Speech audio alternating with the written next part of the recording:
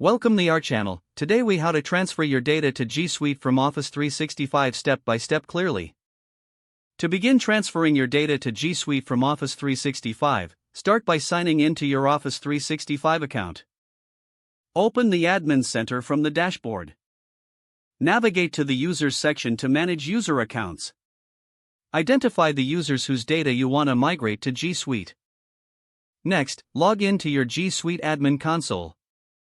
Select Data Migration from the main menu.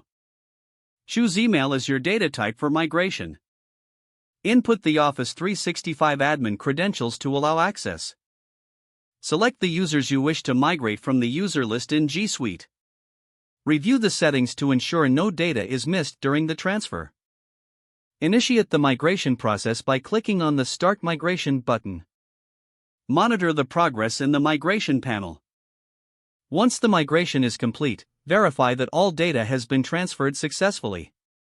Check the email functionality for each user in G Suite.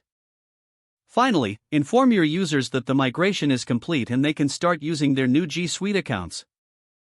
If the page does not load, refresh the browser or try again in a private or incognito window.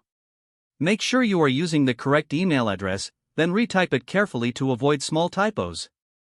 If your password is not accepted, use the reset option and create a new strong password you can remember. Check your spam folder for verification or security emails, then complete any requested confirmation steps. Enable two-factor authentication if available to improve account security and reduce unauthorized access risk. After signing in, review your profile details so your contact information and settings are accurate and current. If you see an error message, note it down and try again after restarting your device and internet connection. Log out when you finish, especially on shared devices, to keep your account and payment information secure. If the page does not load, refresh the browser or try again in a private or incognito window.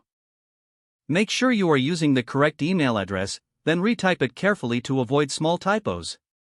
If your password is not accepted, use the reset option and create a new strong password you can remember. Check your spam folder for verification or security emails, then complete any requested confirmation steps. Enable two-factor authentication if available to improve account security and reduce unauthorized access risk. Don't forget to like this video and subscribe to our channel for more step-by-step tech guides.